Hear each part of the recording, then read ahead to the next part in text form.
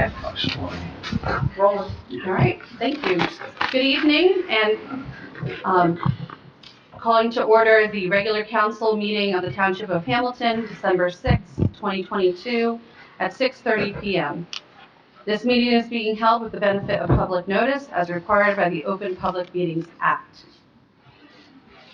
Madam Clerk, please call roll. Here. Here. Here. Here. Here. Okay. Please stand for our flag salute and invocation.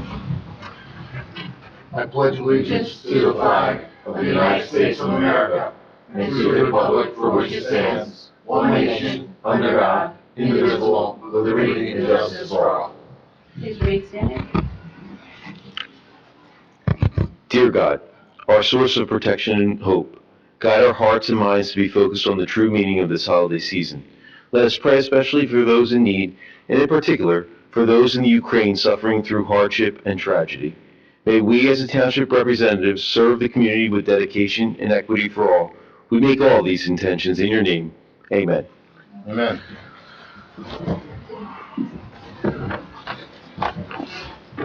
Okay, at this time, do we need a motion to recess or just call recess? We have a motion to recess as the council and convene as the Board of Health. So moved. Second. Madam Clerk? Yes. Yes. Yes. Yes. Yes. Okay, welcome, and however you would like to begin. Good evening, all. It is with great pride and pleasure we come before you this evening to present our report to the Hamilton Township Board of Health. The Hamilton Township Division of Health is dedicated to maintaining the health and well-being of all of our residents and visitors by means of prevention, health promotion, and education. During our past meetings, I gave an entire overview of the intricate responsibilities of each section within the Department of Health. Again, for anyone new here this evening, I will briefly summarize each section's responsibilities. Our Division of Health encompasses 4 sections that include nursing and public health services, consumer and environmental services, vital statistics and licensing, and animal control services. This evening, you will receive a report on each section from our health officer and our shelter manager. To keep up to date on the accomplishments of the Division of Health, I invite members of the board as well as our residents to take a moment to visit our township website and read the Division of Health's annual report. In addition, our Animal Control Division posts monthly updates on the animal shelter's statistics on the shelter webpage. As the COVID-19 pandemic continues, we will provide you with an update this evening. Our health department staff, health officer, public health nurses, and support staff have been working diligently each day to provide our residents with the guidance needed to navigate this path. Our nursing staff has coordinated many clinics and administered thousands of doses of COVID-19 vaccine. We also now have the new bivalent vaccine available for those individuals that would like a booster dose. In addition to vaccinating our youth, we have been working hand in hand with the Hamilton Township School District nurses and staff to develop a safety protocol for their schools in regards to COVID-19. Currently, to date, we have over 16,000 Hamilton residents reported having a positive COVID-19 case. The pandemic continues to affect the division's workload by increasing the responsibilities of all staff. However, without ever missing a step, the Department of Health has risen to this challenge and has continued to work hard with all hands on deck on behalf of the residents of our township. Our health department staff continues to provide state-mandated services, other public health related services, such as immunizing our children against childhood diseases, administering adult immunizations, which at this time of the year is flu and pneumonia vaccines, and the most recent in the news, providing monkeypox vaccination, and of course following up on all state-reportable communicable diseases. Our environmental health inspectors perform thorough health inspections of all of our retail food establishments, schools, and other required facilities. Our vital statistics section issues thousands of certificates and licenses each year related to birth, marriage, death, and burial permits. Another priority of this administration and of our health department is to continue to make improvements at our animal shelter. The shelter management team, which consists of our health officer, our shelter manager, our assistant township attorney, and myself, have accomplished so many of our goals in improving policies and procedures at the shelter. We have created new and continue to revise shelter policies, operating procedures, creating and or improving necessary records or documents required for better record keeping, addressing and remediating any previously noted deficiencies while making facility improvements, but most importantly, providing the best quality of care for our shelter animals. In addition to the management team, our shelter staff of ACOs, animal attendants, and clerical support have all been instrumental in moving our shelter in a positive forward direction. I would be remiss, however, if I did not give acknowledgement to all of the volunteers and advocates that share their concerns and offer their help with solutions, networking, and contributions to our shelter and to our staff. We have together accomplished all of these goals. Lastly, I am proud to say that our health department, without a doubt, is the best. Maybe I'm a little biased, but we have proven repeatedly, especially during the last 3 years, of our commitment in providing the 10 essential public health services, including protecting and promoting the health of all of our residents in Hamilton Township. Our health department staff are true leaders in their areas of expertise, and we can be confident that they provide the state-of-the-art services to our residents. This evening, we will update you on the progress of our health department is making toward achieving a national accreditation status. At this time, I'd like to call on Chris Howlett, our health officer, to provide his report. Thank you.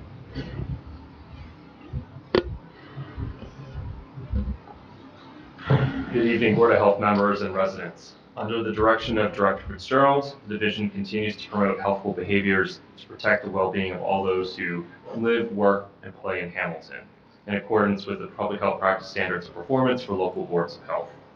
This also includes our animal shelter, where our #1 priority remains the care and safety of the animals at the shelter. Since our last Board of Health meeting in June, the division continues to walk and chew gum at the same time. Our public health nurses offer regular vaccination clinics to our residents, which is now expanded to offer not only the COVID-19 vaccination, but seasonal flu, the Jynneos or the monkeypox vaccine, and pneumonia, while continuing to investigate other communicable diseases, managing outbreaks, performing community outreach, screenings, providing routine childhood immunizations, and test and treat residents at our throughout the county at our SCD clinic. Our environmental inspectors are busy finishing their routine and complaint-based inspections of all of our retail food establishments, including those at temporary events such as Winter Wonderland, where there was a number of mobile food vendors, which are all inspected on site by our inspectors. At the animal shelter, our staff are busy ensuring that all the animals in the township's care have a healthy and safe living environment.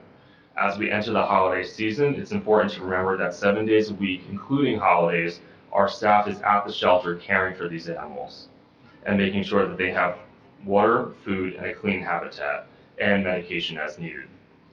Finally, our support staff continues to provide high-quality assistance to all of the individuals who contact us or conduct business with us at the division, whether it's requesting a vital record, obtaining a license, or general inquiries, in addition to keeping the day-to-day operations of the division functioning. I'm happy to report to the board that the division continues to meet its annual public health obligations. As far as grants go, the division continues to manage numerous grants which assist us in expanding our services and launching new ones. These grants also help offset costs being passed along to our residents and giving us leeway in our operating budget.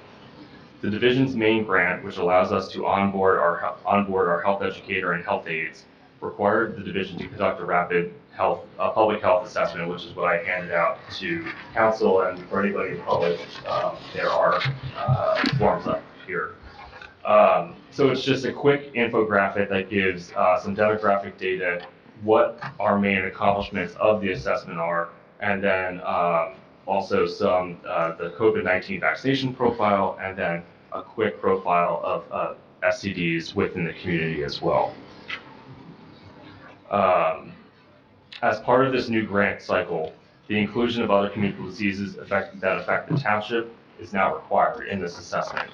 Due to our role in providing STD and STI care within the county, the division chose to focus on not only COVID-19, but also STDs as well. So with this, the grant staff will be out in the community as they are and have been previously, focusing on outreach, education, and prevention so we can slow the spread of these diseases. The full assessment and other helpful reports are available on the division's website, which is hamiltonnj.com/health.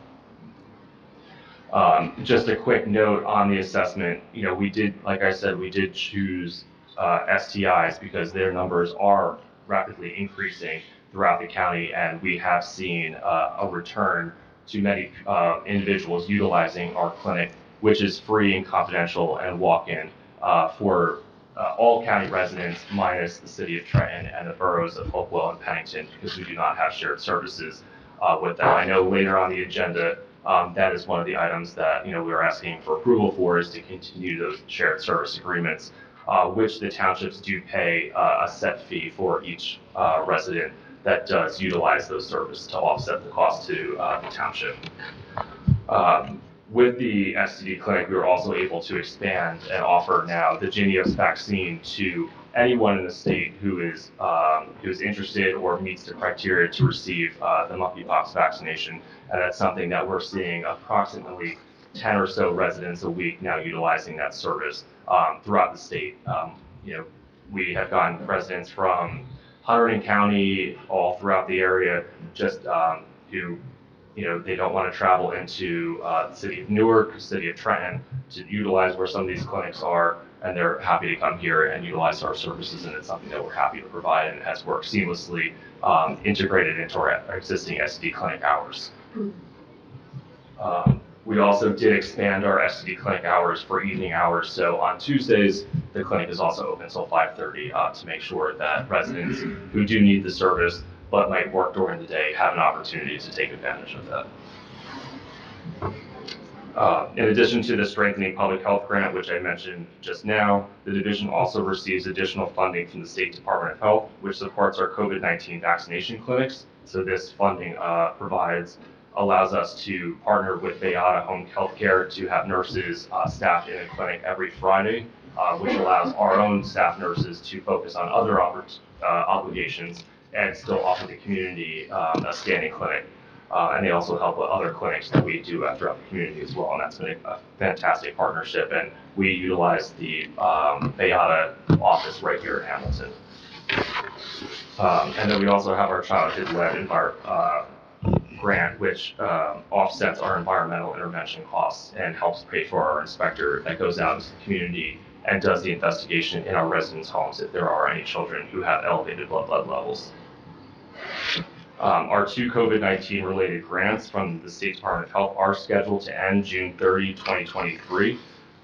We are hopeful that additional funding starting July 1 will follow, but right now there is no guarantee.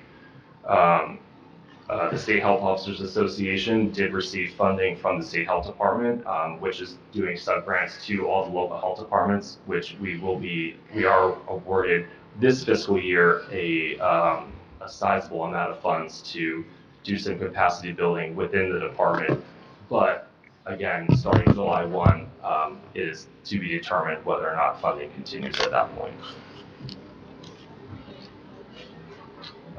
Our division's environmental health section is made up of 4 inspectors and a clerk who are responsible for investigating public health nuisances, foodborne illness complaints, routine and complaint investigations of licensed camps, pools, food establishments, animal facilities, massage establishments, and households with a child that has an elevated blood level, and septic systems.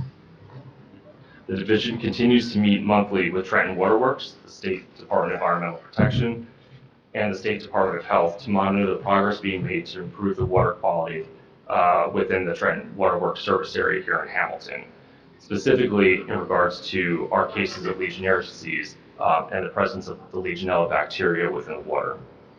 The consistent hard work and efforts across the board here in the township help lead to the decision by the state to place a third-party monitor of Trenton Waterworks operations And I have to give a huge thanks to the legal department, the mayor's office, council. It was truly something that across the board, and everyone should be proud of the work that's being done.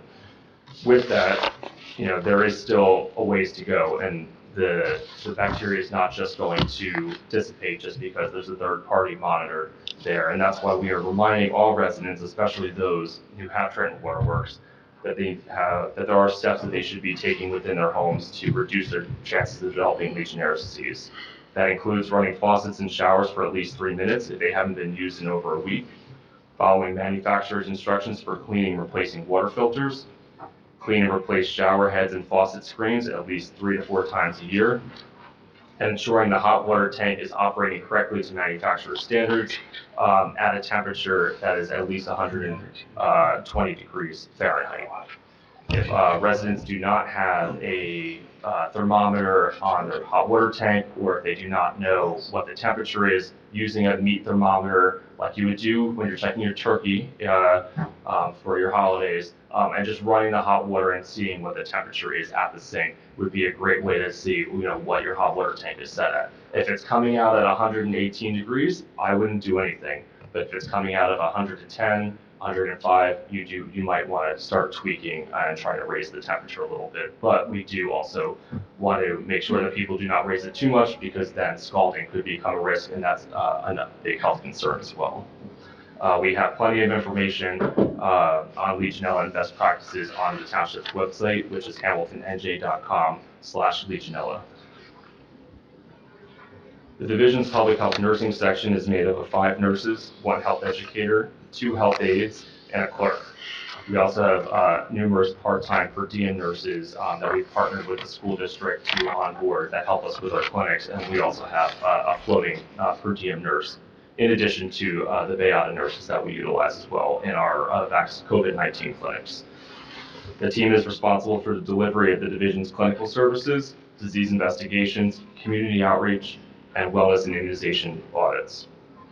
Many of our residents have heard in the news recently of the possibility of a tridemic this winter in regards to the spread of RSV, seasonal flu, and COVID-19. Only time will tell how the diseases will spread, but there are action steps that residents can take today in order to protect themselves and their loved ones. This includes getting a seasonal flu shot. The division still has limited quantities of the vaccine left, so I encourage everyone, if you have not gotten your flu shot, it is not too late, and you can schedule an appointment with the division to get yours free of charge. You can get your bivalent COVID-19 booster if you have not done so already. You can get both at the same time if you want to, or space them out. It's totally personal preference. Wash your hands with soap and warm water frequently. Cover coughs and sneezes with a crease of your elbow or a tissue. Increase indoor ventilation when hosting gatherings, and staying home when you're sick. These simple steps can make a huge difference and will help everyone continue to enjoy the holiday season. Our vital records section currently consists of 1 certified municipal registrar and an alternate deputy registrar. They are the stewards of the township's vital records, which includes all of our births, marriage, deaths that occur in the township. This year, we were able to roll out a new pilot module for certified copy requests. This allows residents and individuals to request and pay online through a secure system, and it eliminates the need to come into the office, and it has been a huge success. We did a soft launch of this, and immediately, without even advertising it, we had residents utilizing the system on the road. So it's also, our people go to our website, which is good to know, and the Gov pilot has been very, very helpful for us, and we're also looking to onboard not only when we renew animal licenses and dog licenses in the winter, but also retail food establishment licenses. We're working to roll out that module as well.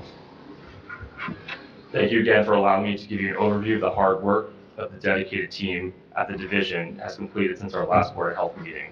As I turn it over to our shelter manager, Danielle, who will provide an update on Hamilton Township Animal Shelter, it's important for the board and residents to know that we take our role as managers of the shelter very seriously. Unfortunately, not everything can be a priority. If that were the case, then nothing would be a priority. As I said in the beginning, our number 1 priority remains to make sure that every single animal at the shelter is fed, watered, and medicated as needed, and has a clean habitat each day. Those 4 items are our baseline, and it is our job to make sure that those tasks are completed every day. I'm happy to report that they are. To accomplish this goal, the shelter employs a shelter manager, who is the sole supervisor at the shelter, 2 clerks, 3 full-time and 3 part-time animal attendants, and 4 animal patrol officers. As I mentioned at the beginning, the staff run the shelter 7 days a week, including holidays, to make sure that the animals at the shelter are taken care of. Just the bare minimum amount of animal care that is required takes 15 minutes per animal.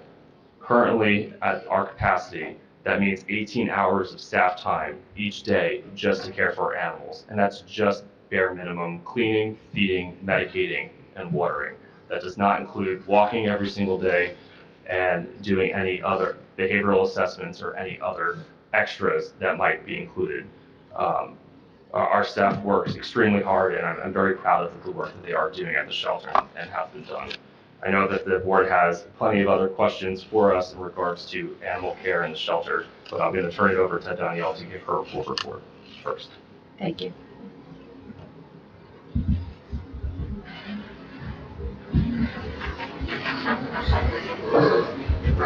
Hi there, thank you for having me. I have stats as of November 30th. I update monthly stats on our website. And so as of November 30th of 2022, we have had a total intake of 540 animals. That is a 14% increase over 2021. Of those 540 animals, we have had 289 adoptions, 162 pets returned to their owners, 27 animals transferred to other rescues or shelters, and 36 animals were humanely euthanized. We continue to surpass the benchmark of 90% live release and would still be considered a no-kill shelter where no animal is euthanized because of space or time limits. I would like to report the shelter is currently at a 93% live release rate to date for 2022. As of today, the shelter is housing 39 dogs, 36 cats, 1 guinea pig, and 1 rabbit. There are an additional 23 animals in foster care, with the majority of them being fostered to adopt, just awaiting spay and neuter until they're finalized. 2022 has proven to be a very challenging year for not only the Hamilton Animal Shelter, but many shelters across the state that are at or over capacity on a daily basis and struggle to find homes for the animals in their care.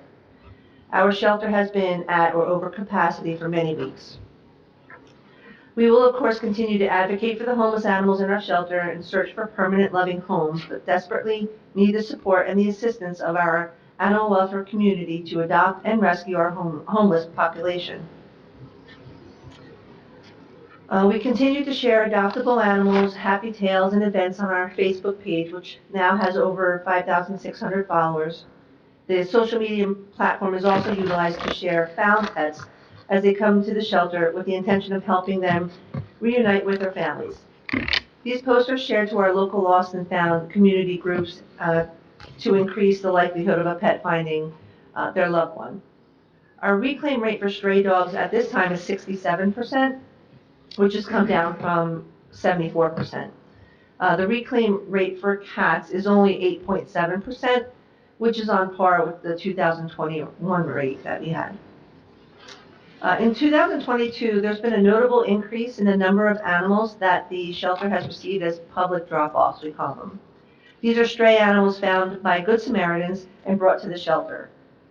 147 of the 209 cats brought in as strays were received as public drop-offs.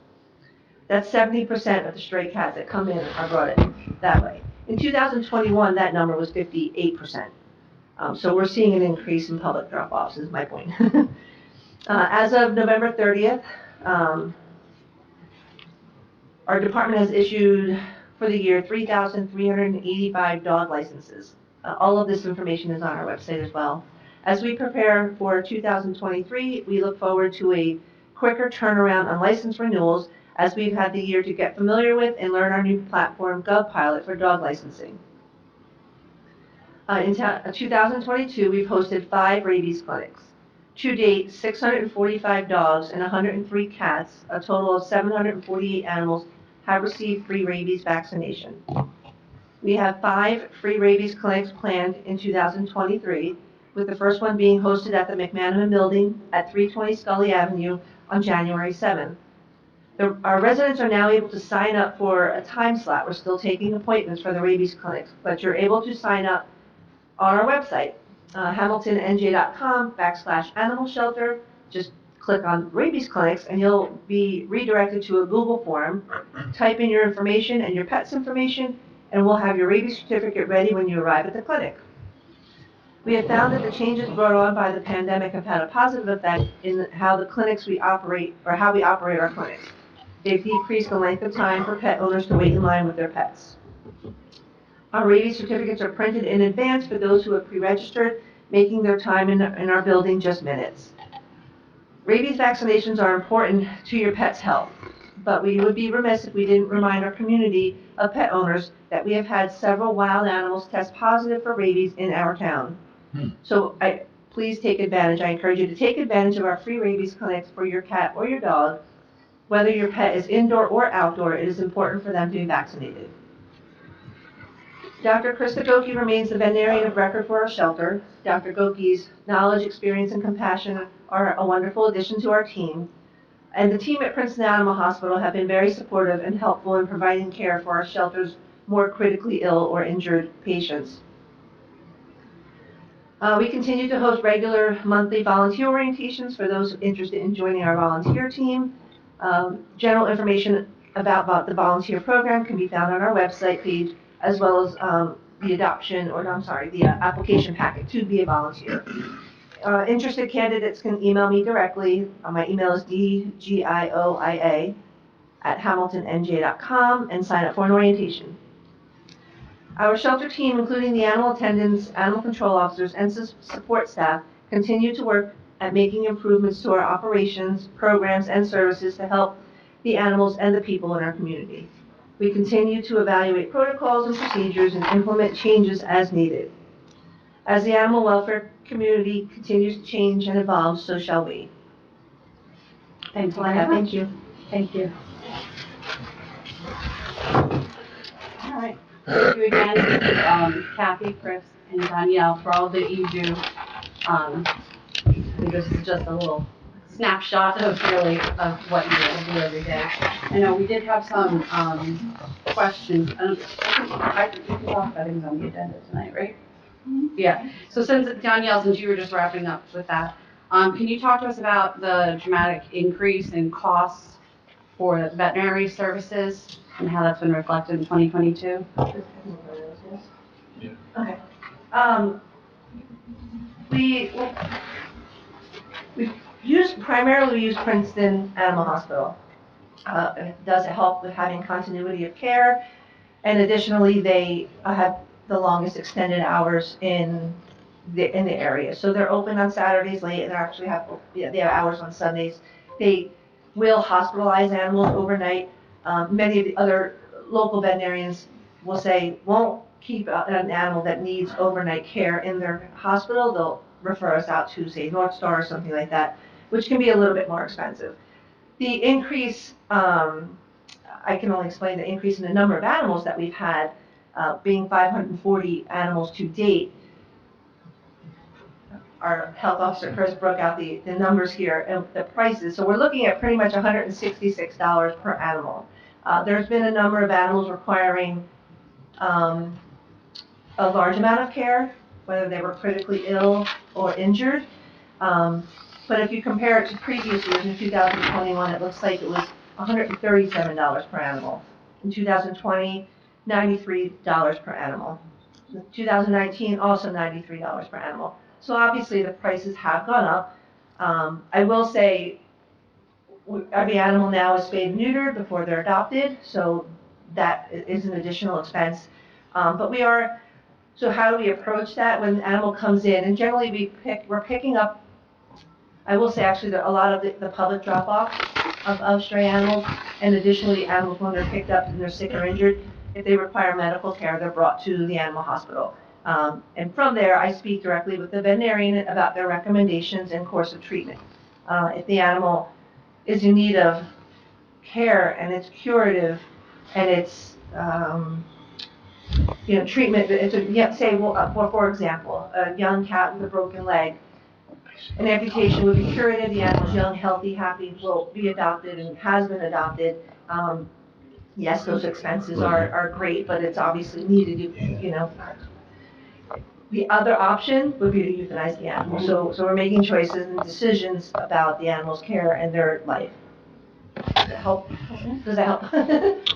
What, Just quickly, just expand on, what Danielle said, and I think she hit the nail on the head at the last, we understand and I know that it's a lot of money that we're asking for, but in order to continue to be a progressive animal shelter, which is my understanding that is our mandate, and improving the quality of care that the animals at the shelter have received over the last couple of years, that in order, and also to keep us from, to strive to be a no-kill shelter and keep above that 90% rate, that does mean that, when these animals come in, which this year have been sicker, they have been strays, so we can't, when residents turn to us, especially township residents turn to us and say, hey, I found this stray animal, we have to take the animal.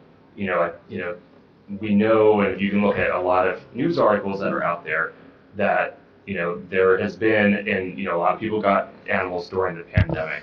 That also increased the amount of stress and demand on veterinarians throughout the community. We have 500 animals that come through our shelter. We can't just go to any veterinary hospital and dump a caseload of 500 animals on them because they just can't handle it. So there's only so many animal shelters, or I'm sorry, not animal shelters, animal hospitals that can also take that volume.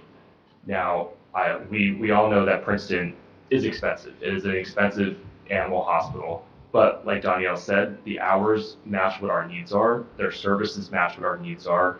Our shelter veterinarian is associated with this animal hospital and provides for a continuity of care. And, overall the care that the animals are given is good care that any of us would want our own animals to have.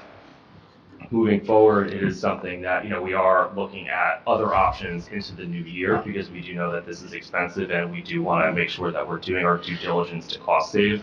But unfortunately, these costs have already been incurred, and that's why we're asking for additional money.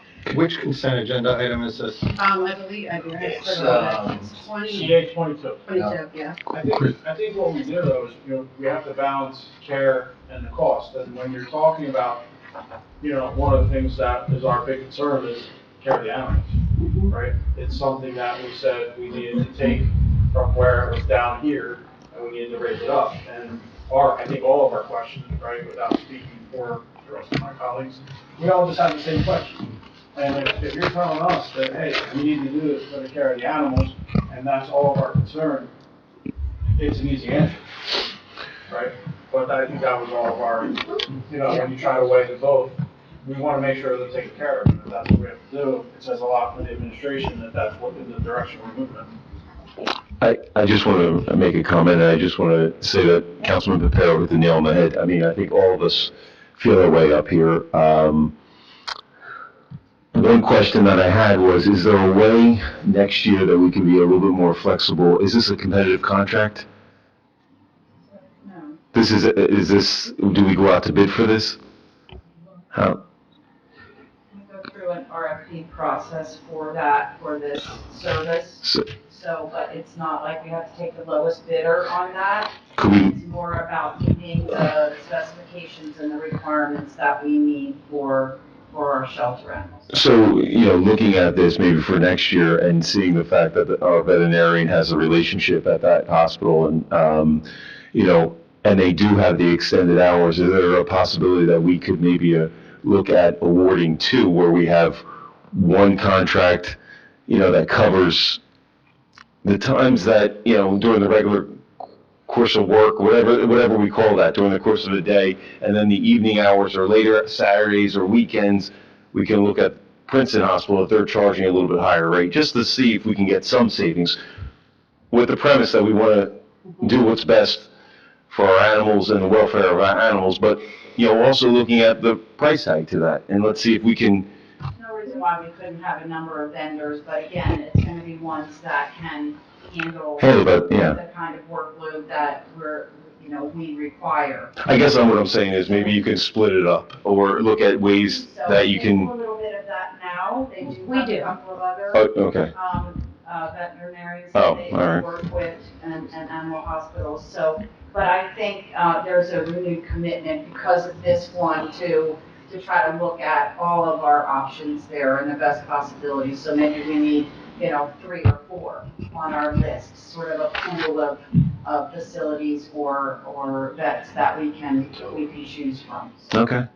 Can I just why do we answer suspect? that? I just wanted to ask this one. Why do we suspect such an increase? Is it because of post-COVID? We're coming out of a pandemic where everyone had, hey, let's get a puppy, or let's get a little cat or kitten for the, Correct. we're home. I do agree that the numbers escalated this calendar year. And I do think it's related to post-pandemic. I think it's inflation. People can't afford to take their animal that's sick. So often when we get a public drop-off claiming it's a stray, it may not be. It may truly be someone else's animal that cannot afford it and they don't know what else to do, and this is where they've landed. But we have to take the word of when we have this animal, and now this animal is in our care. And I want to commend Danielle and Chris for their vigilance. They're very conservative, as we would be, right? We go to the doctor and we find out what is the prognosis here and what are our decisions to make and what may it cost us to make that decision. And I feel that they've made good decisions. Unfortunately, the number of animals we have, the number that have gone to an emergency vet for services has increased. And you can't predict that. You can't predict how many animals are going to be dropped off at your shelter or how sickly those animals will be, just like we can't predict our own health, right? So I do, again, I know we're asking for more money, but these are all the reasons, right? The number of drop-offs, the sickness of these animals, the inflation costs of veterinary care, and the lack of veterinarians that will take shelter animals. Remember, not so many years ago, we couldn't even get a vet of record, right, to work with our shelter. And we were fortunate enough to get Dr. Goki after another veterinarian left us, who was also very good with shelter animals. And now we also have the opportunity to work with Princeton, who does meet the needs and the hours of the animals that we have. And we do go to North Star, and we have used Columbus in the past, which now is another company.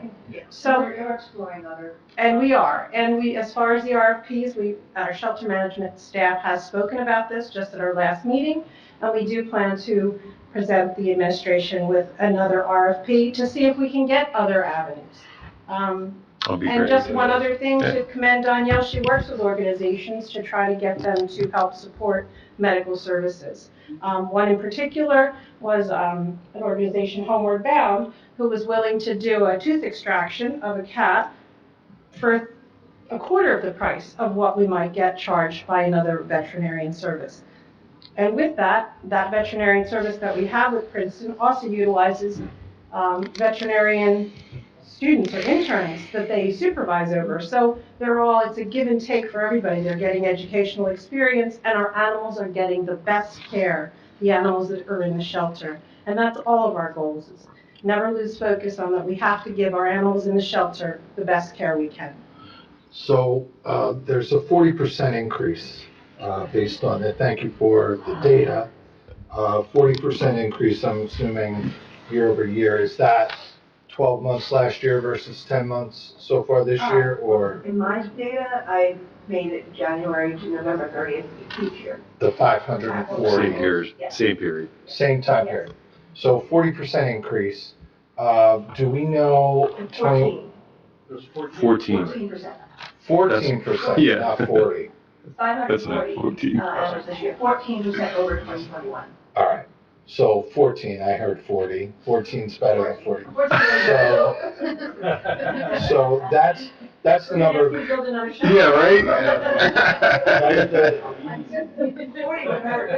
That's the number of animals being increased. It's a 14% increase. What's the year-over-year increase in the cost of the veterinary services? From 93 to 166, right? So the number that we have also, I should say, includes not just Princeton, but North Star, which is the 24-hour emergency vet, and also People for Animals. And then any other years we've utilized, we've utilized Mercer Animal Hospital previously, Columbus Animal Hospital, Deerwood. So there are other vets in the area over the number of years that we've included. So that number is all just veterinary medical costs in general. But as far as year over year, I can do the math really quick. What are the numbers, Chris? It's to date for this year it's 89,000. Last year it was 70. Okay, so it's up over 20%. Yeah. So the increase in the number of animals is up around 14%. The increase in the cost of the veterinary care is up over 20%. Yeah. And a part of that is, you say, inflationary. Dr. Goki, how long have we been contracting with Dr. 2 Goki? years. Well, this will 4 years. So 2 years. So is the Princeton veterinary hospital more expensive than other hospitals? Is it a higher cost Yeah, per animal? I mean, they vary widely depending on the veterinary hospital, but also depend, their services vary as well. So they may not offer some of the services that Princeton does, Okay. like overnight hospitalization. I Sure. will say, so I'm the one who directly speaks with the veterinarians whenever, they don't just blindly go ahead and move forward. We talk about the care, what's the prognosis, how can we treat conservatively, keep the animal not suffering. Dr. Goki has donated her time for surgery and just charged for anesthesia, things like that. So we're always looking, and she realized she's cognizant of the expenses too, so we always have that conversation. But I do look at each one, so if I have an animal, just recently who was examined and x-rayed and had cancer, a diagnosis of cancer. We kept that animal comfortable, but we're not going over and above, this is an animal with cancer, so we're not gonna, some folks would go to an oncologist and do all those things, but we're, keeping the animal comfortable and having a peaceful passing. Whereas the parvo puppy that was dropped in our lobby, is a young dog, a very treatable disease, and the dog recovered and is now in a doctor's home. Actually, she's scheduled to be spayed tomorrow. So we always discuss the outcome, the prognosis of the animal when we're talking about treatment. But we are exploring other veterinarians that can handle certain things too. Doesn't always have to be the most critical. Those are the animals that are going to be hospitalized overnight and things like that. But there are certainly, if a dog is limping or just needs an exam, or cat, we can explore other veterinarians. So we've had Dr. Goki for 1 full year plus some period of time previous to that, some months.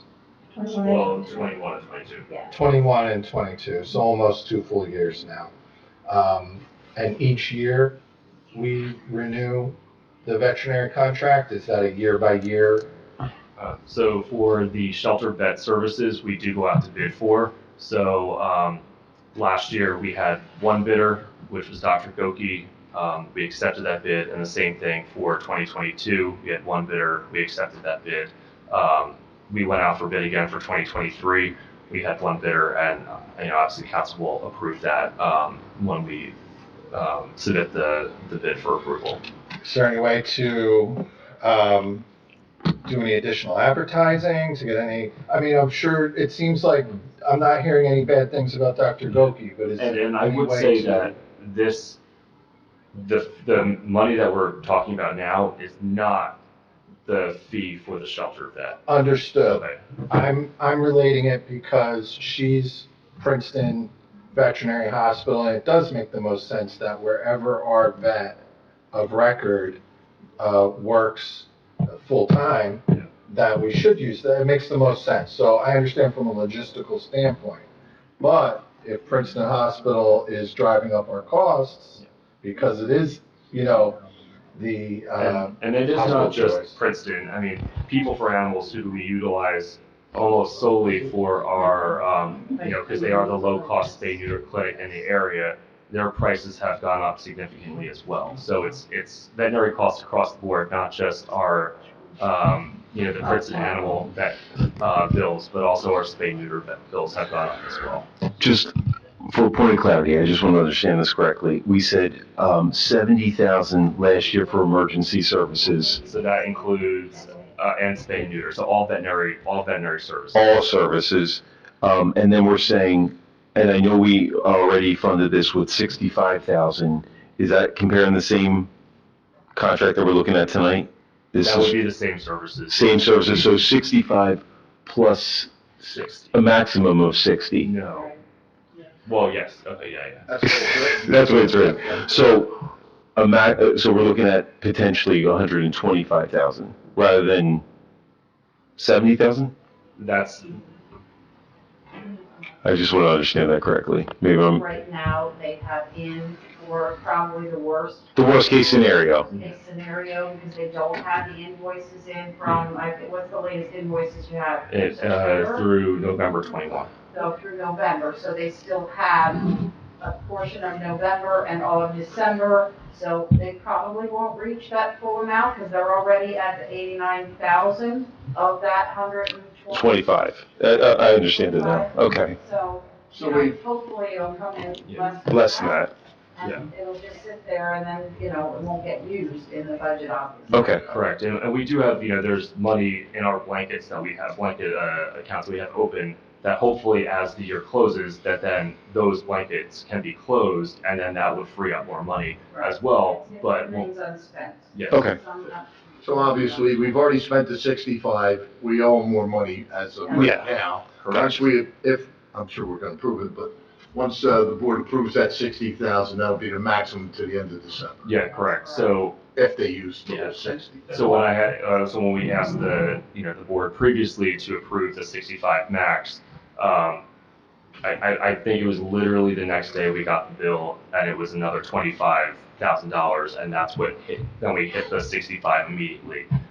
So unfortunately, like Danielle said, we've been getting sicker animals come in, that's really what's eating the cost. There's only a 14% increase, but of that 14% increase, we've had a number of animals be over $3,000 each, which quickly adds up. And that's where the money's going. And the vast majority are, or at least half are over $1,000 in care that they need when they're coming into the shelter.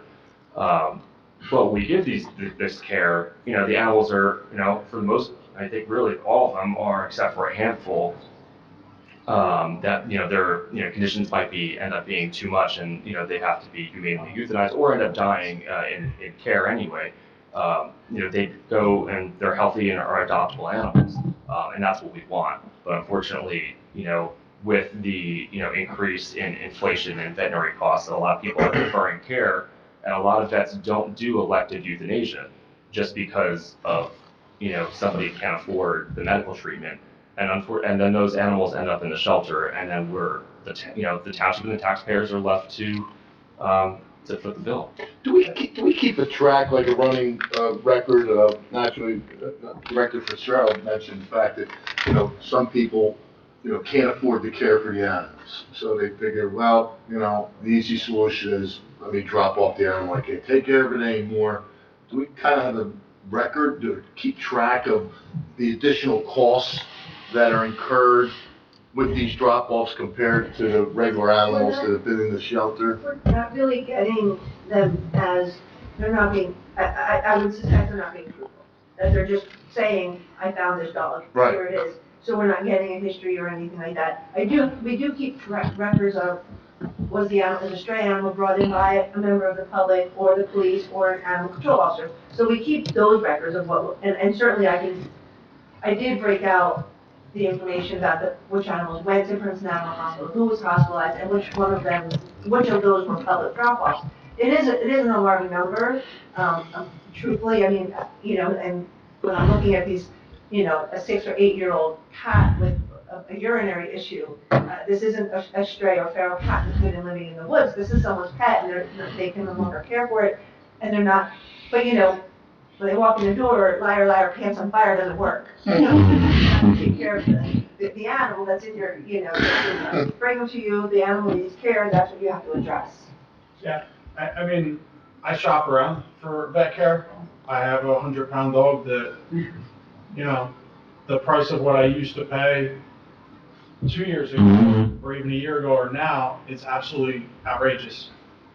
If they're giving the care that the animals need and we're taking care and they're meeting all of our needs, while it's nice to shop around, maybe we have other vendors that we can kind of shop from.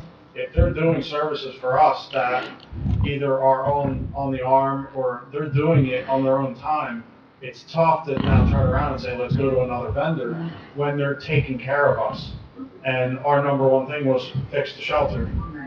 If we fix the shelter, right, and we've come a long way and they're giving us the care we need, while we do have to scrutinize, because we're trying to be frugal, for the taxpayers as well, if they're doing the services we provide, I know firsthand, I know what it costs. I take my dog for shots and the price doubled or tripled from what it was 2 years ago. We get it. You just happen to be here in front of us, so sorry. But we trust your judgment and, we're happy. It just happened. Thank you. I think you make a very good point. We appreciate you acknowledging that. I think it's also important that we've really come a long way, and I think the residents, the people who are dropping off these animals really know that their animals are going to get good care here, and that we're not just going to disregard their illness or euthanize. I think they really finally have come full circle and realized that the shelter provides great care to the animals within the shelter. I was just gonna say, also, Councilman Ty, you mentioned shopping around too, and we did as well. I don't know if I used the word Well, shopping. maybe not shop around, but getting more vendors, what I was gonna say is, yeah, it's okay. No, but I think due to more adoptions and people just getting more pets during COVID-19, a lot of vets aren't taking new patients too. So it's like you say, you only have the one bid, and it is very difficult to even find an opening at any of the. Okay. So, Yeah. okay. No, I just wanted to add to that, so that I think As long as that's we're- the difficulty Yeah. Sorry. of finding more vets that are willing to take more animals. All right. As long as we're talking about consent agenda items, I'd like to ask about consent agenda items, the shared services. Can you talk about how these shared services agreements differ from what we have done previously? They don't at all. It's the They same are shared service. Shared service, so each one is for STD services. The only difference would be Robbinsville, which we also provide child health clinic services as well. But otherwise, it's the same service, same price, and same fee schedule that we've been doing for the number of years. So all this inflation, we didn't raise our prices. We did not. Why don't we raise our prices with all this inflation? That's something that we can look into. In 2024, because now we're going to approve this for 2023. Yeah, no, we did not. Okay. Yeah.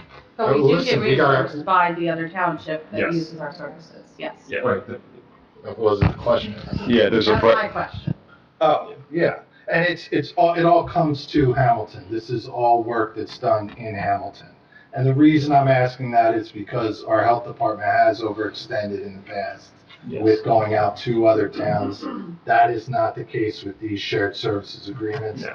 These are all services we're providing in-house to any residents who want to travel to Hamilton to receive them. Yes, that is correct. I mean, Chris, so we're not talking about, this is not a huge revenue stream for us. This can't be. No, it's not. I mean, even for SD services, we're looking at under 200 Individuals. for individuals for the year.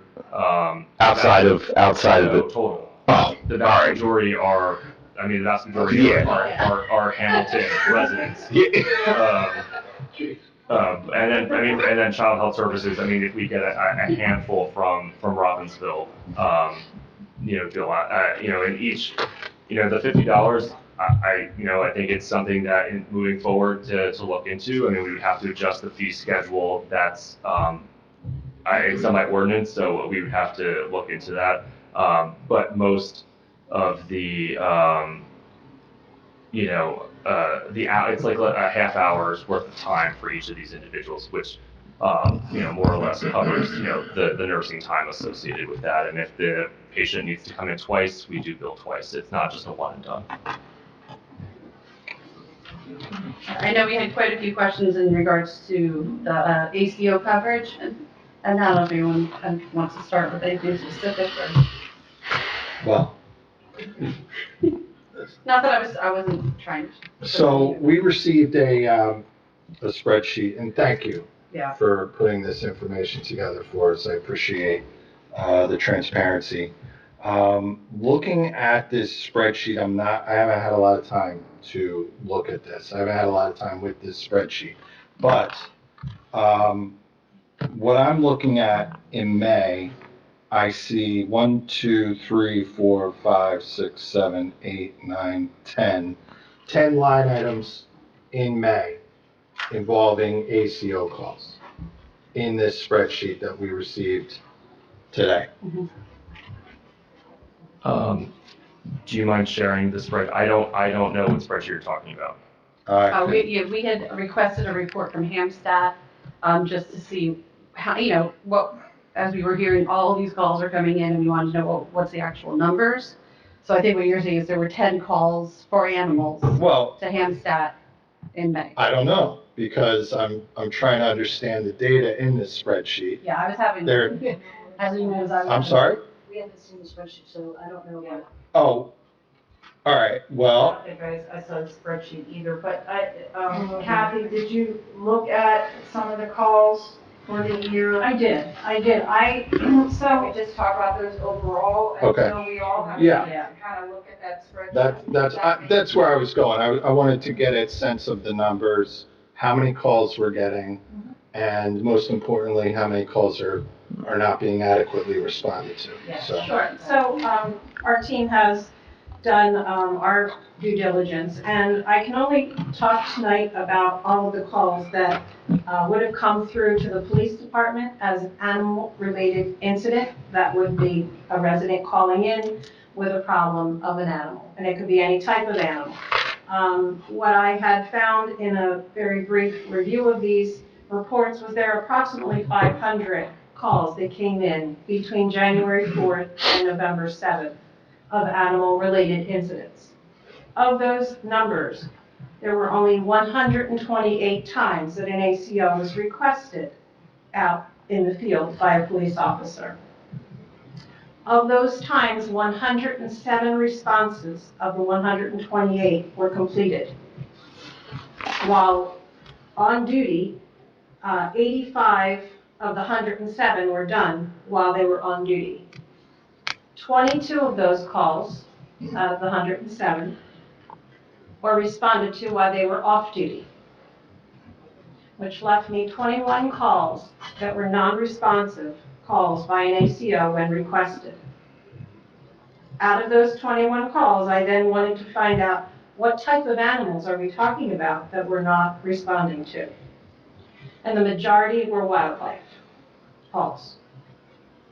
What does that mean, though, to us, as far as our responsibility as the township to respond to these calls? Wildlife versus domesticated animals. I don't know if legal wants to answer that, or you want Chris to answer that? We can, it's up to Chris here, you want to give roll, but we'll add in anything to. Yeah, please, our two wonderful attorneys can definitely fill in if I miss anything, but in regards to ACO coverage, it is the township's position, and as it is the state's position, that ACOs are responsive for domestic animal and rabies calls. Outside of that, any general wildlife calls, they do not have to respond to. Now, we're in transition, and I think we need to update our messaging, and that is one area for improvement that we do need to work on, and I think we all agree on that moving forward. And especially working with our dispatch and police department to make sure that they know these issues and how to respond to certain calls.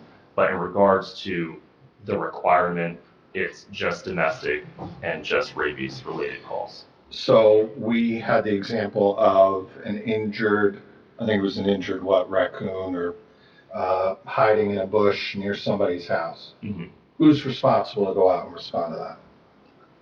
It would be, I mean, let's say if it was just injured and hiding in a bush, I mean, to me, that's also normal wildlife behavior. And, you know, if it's on private property, it's not bothering anyone. I mean, if it's causing a nuisance to the resident, then they should, you know, find a vendor who specializes in wildlife removal and hire that vendor to do so. Joe, please. Council President, may I speak? Absolutely. There was a request to the state for clarification as well, and in their response, they stated that wildlife nuisance concerns or concerns regarding injured wildlife are not under the authority of animal control officers, and instead, questions on this should be referred to the New Jersey Department of Environmental Protection, which is the NJDEP. Additional information can be found on their website. And they also gave additional resources, such as New Jersey Fish and Wildlife and their homepage. However, if the animal is suspected to be rabid, or if an exposure to a human, such as a bite or exposure to saliva from the animal and to a cut or membrane of a person from a mammal that could have rabies occurred, which could include wildlife, then this is to be reported to the local health department and animal control officer. The ACO would then assist with coordinating to have the animal tested for rabies. And then they gave additional information on the New Jersey government website regarding rabies. And that comes from the state vendor.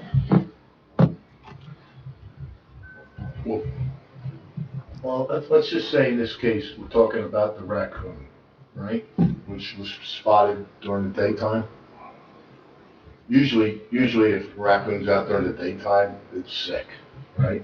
I'm not a vet, I'm asking you the questions from my. Was it daytime or was it? That's what I was asking. I don't know the specifics of this incident. I'm not sure if Danielle knows either, but, you know, It was dusk. you know, Was it's it? Okay. raccoons and other animals that are normally considered, you know, at, you know, daylight, twilight, evening.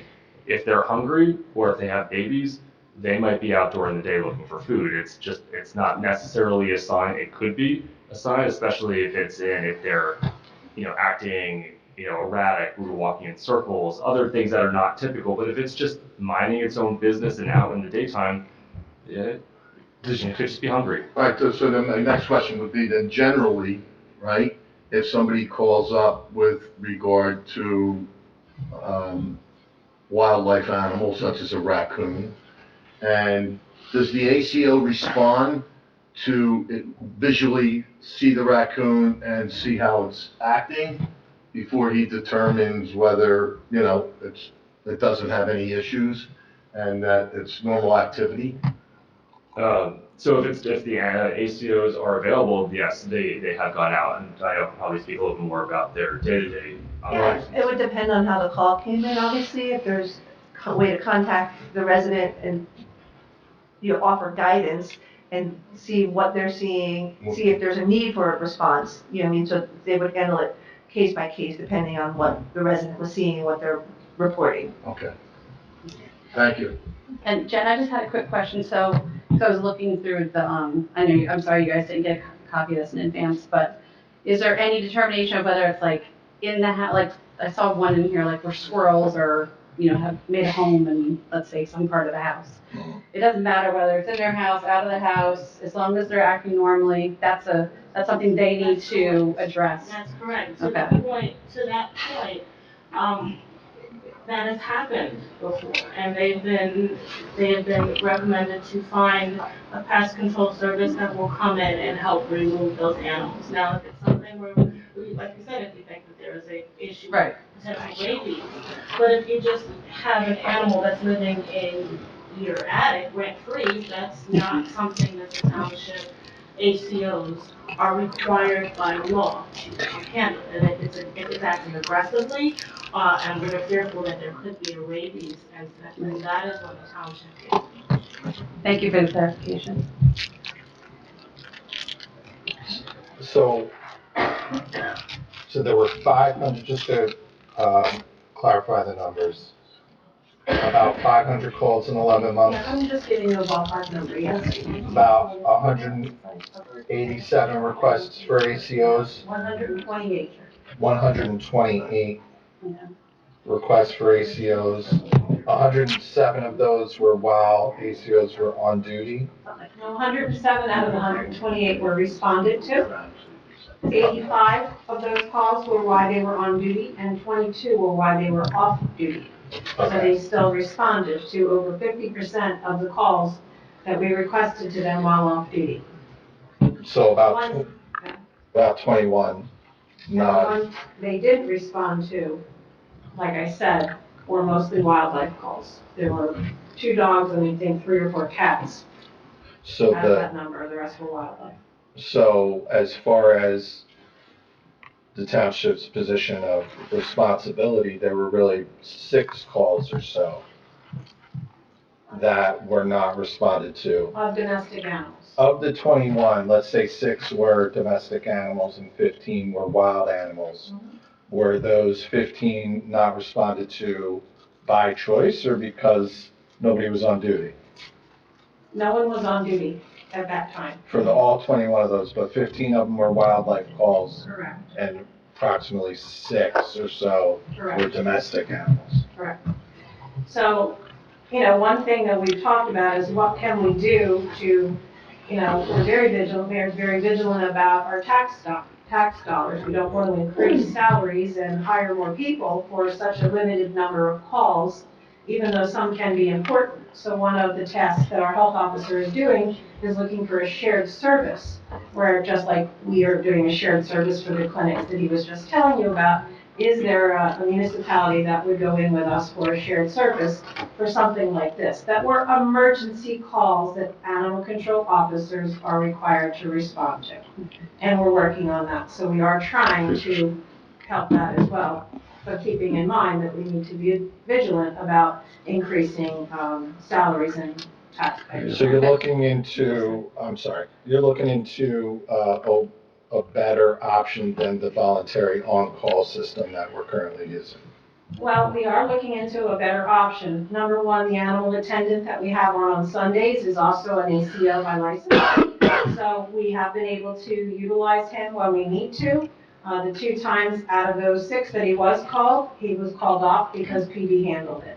So often we get calls requesting animal control officers by PD, and then by the time the turnaround comes and they respond, police departments either handle the animal, brought to the shelter, or what have you. So, education is very important for everyone. It's not just education for our public, but for our animal control officers to also educate our dispatchers, for Danielle to educate the public on how to handle wildlife, where to call.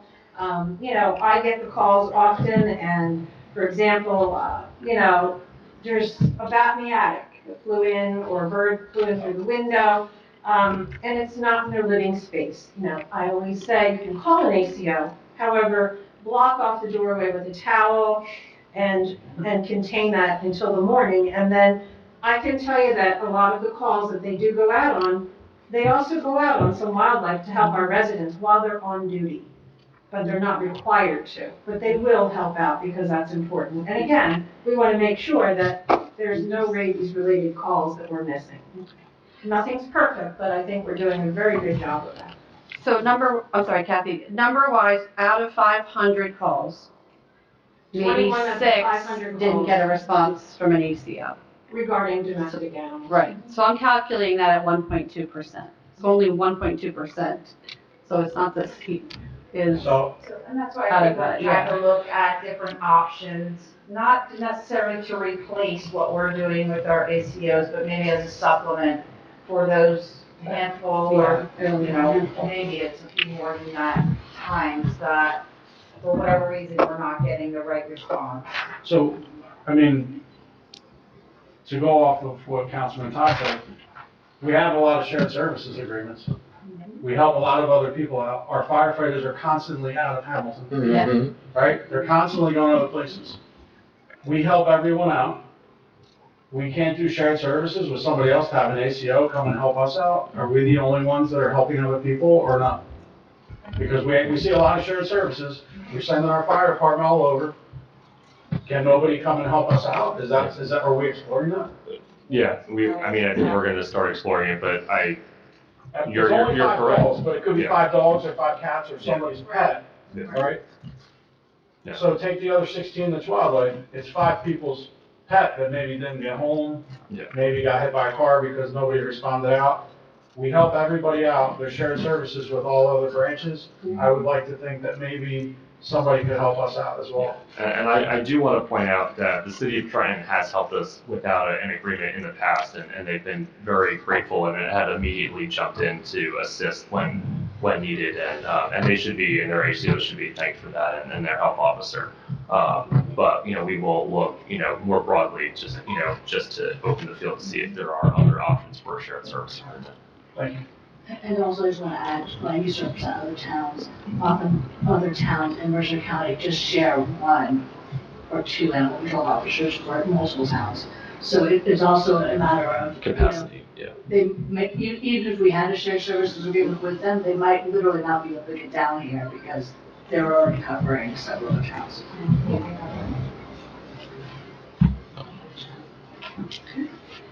Council has any other questions, or not just animal shelter, in regards to any of our reports? Our last meeting, I know we had an issue with animals that had missed medicines. And I know we put a plan into place to fix that. Has that all been corrected and we haven't had any more issues, Yeah, right? seems to be working well, yeah, sorry. Yeah, we revised the way the medication is, where it's located, how it's administered, who's administering it, how it's being signed off on, yes. We all give our council comments at the end of the meeting, and you're not gonna be here probably, so I'll just say what I wanna say to you now. Every time we come deal with a problem, you fix it. So I wanna say thank you. The amount of stuff that you've done and the amount of time that you've been here, COVID came up, a whole host of other issues came up, and you've risen to the occasion every time. I just wanna say thank you while you're still here. I'll thank you when you're calling in my own comments, but I just wanted to at least be able to say it to your face while you're here. Thank you. Thank you very much. Thank you. My same sentiments. Similar sentiments here. Is this something that we're going to see annually, or this is just a 1 year? This is pretty nice. I like it. So two things. I will say this specifically was for our grant requirement, so we posted it last year. We did it again this year. If the grant continues and that requirement's there, we will do it. I am hopeful that we're able to keep our health educator and onboard her as a permanent employee moving forward.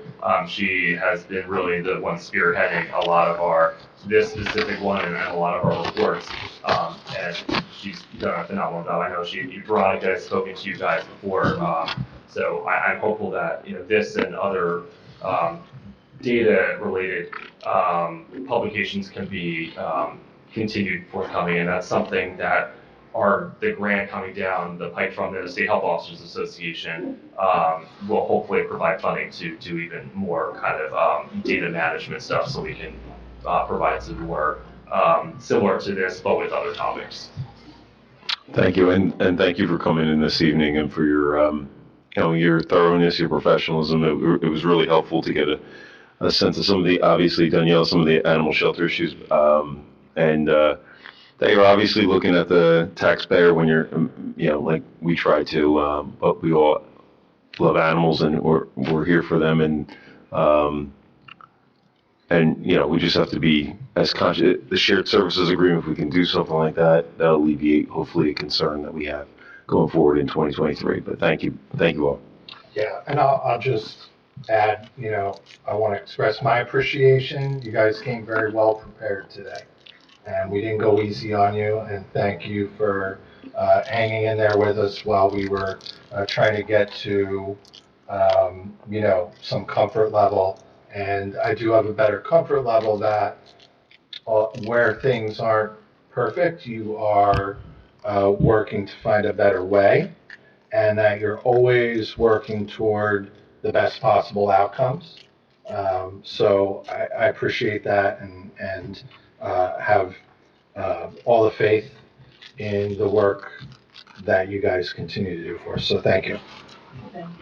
Thank you, Councilman Tai. Before I make my comments, I just wanted to defer to Alyssa who needed to add something. I just wanted to add to the record because I wanted to add to the record because you brought up TWW. By letter dated December 1st, 2022, the DEP in the TWW lawsuit wrote to Judge Wilcott Henderson, who's the Chancery Judge. The third-party contractor is Mott McDonald, and they began work and conducted an initial site visit at TWW on November 14th, 2022. So that's what rose the lawsuit. I know you're working with them outside of the lawsuit, but things are moving along with regard to TWW. That's great news. Or do you want to comment, Kathy? Okay, I just I'm wanted to just gonna close and. Oh, well, I also want to emphasize what everybody's already said, that you guys, what stands out to me too is that although you all say you can't predict, you clearly stay very well informed and can anticipate. We have the added vaccinations, added services, prevention, health prevention, like you mentioned, the health educator. So just really proud of, all of the whole health department. You guys have really risen to every challenge, whether it's a shelter, whether it's the pandemic, whatever it may be. I just want to say thank you. Thank you very, very much. Well, in closing, we would like to thank the members of the Board of Health, Mayor Martin, and our administration for the opportunity to serve the residents of our town.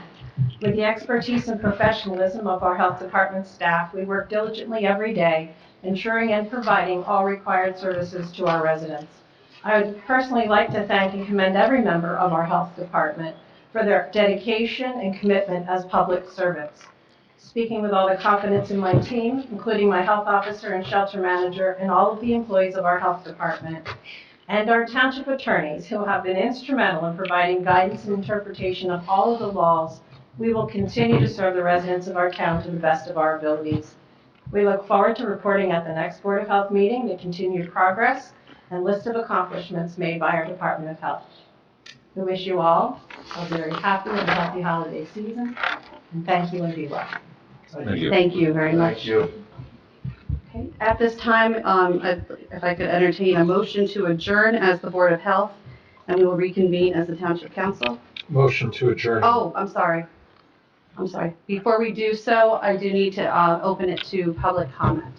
If there's anyone from the public that has any questions or comments for the Board of Health, you can come forward. How are we going to do that? I was going to say, how are we going swap the room back out with the podium back, and then they can stay seated Okay. with their questions. Will help.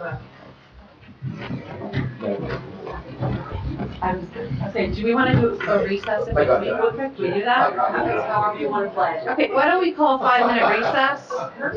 We can rearrange and use the restroom. Oh. I'm not going to pull the information about all. All right. All right.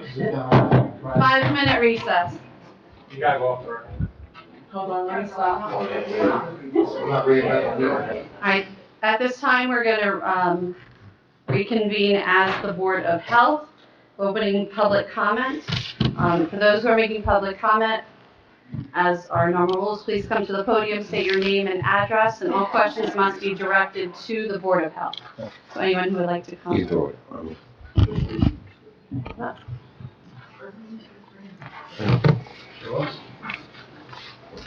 Steve Clay, Wolfpack Road. I just have some maybe statements, comments, questions regarding the veterinary costs. And I do recognize the work that Danielle puts into this, but some things to possibly consider. Danielle came in the middle of COVID, and our shelter numbers for her, starting in 2020, were artificially low. So to see increases year over year so far should be more than expected.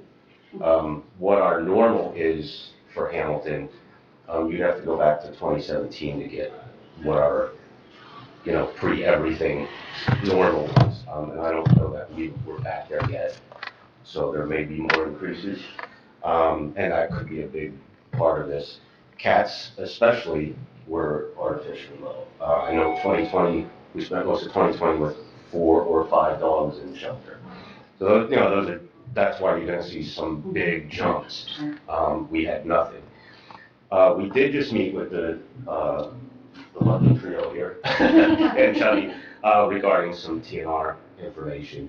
And as Danielle was calling out her numbers on the increases in cat drop-offs, that again, could be a huge portion of your, They're not feral though. That we haven't seen, feral. That's what we have So come up we- with, Danielle, if you want. Almost. Yeah. Just the public drop-offs, the majority of them are friendly cats, not feral. That's one of my issues. But even so, the number of cats is likely to increase. I'm hoping that if we can drive some TNR to the community, that would prevent this. And I'm just hoping, the meeting was very promising, hopefully we can do some of that. And I really think that's all I had, just to bring up this point. I can work with you. I did transcribe like 4 years of pre-shelter records. It's funny, we actually were just talking about that. Like, I wonder if Steve actually has it. The only part I didn't finish was the 2019 transition when we did Pet Point. Some of what was on paper, Pet Point is not correct, and they overlap, but, I went through those records. yes, but since I have to do from before that, they overlap. Yeah, I think you have to address that, Steve. Sorry, but yeah, I would be happy to work with, her, we can show her some more detail, trying to see what we could expect if we had to go. Yeah, and thank you for all you do and for working with us. Thanks, Steve.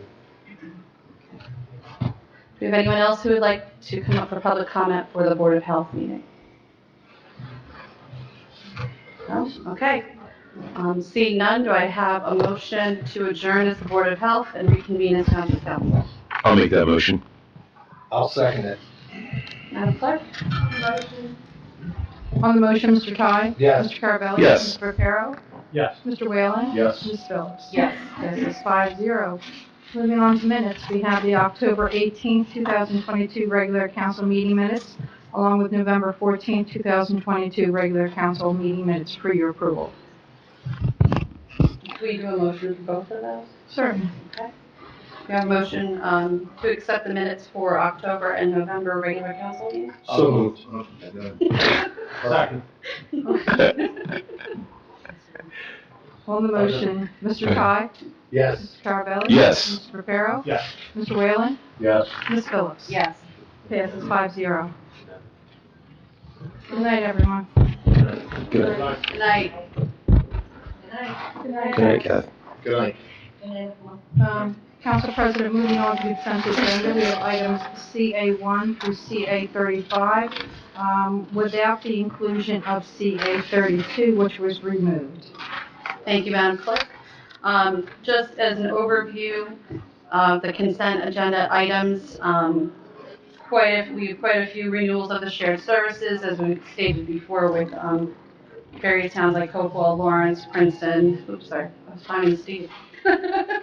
Acceptance of grants. We have some actual projects that came in that are completed and came in under budget, so that's always good news.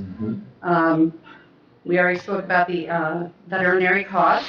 There was an increase in the pump station engineering improvements. Once they got in there, they found that what they originally planned was not going to be enough, so that's where we're seeing an increase. But again, another road control paving that was less, and then we have just some refunds for various events at Sayin and so forth. So I'm just making sure. Oh, we also have the reappointment of our environmental commission members and the advisory commission on green initiatives. And just make sure I'm missing anything else.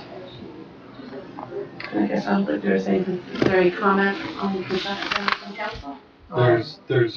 Sorry, Charlie, go ahead. Yeah. No, go ahead. There's a $1.6 million sewer item, critical infrastructure repairs. We've all stared into the abyss and seen the corroded concrete, and they are fixing that.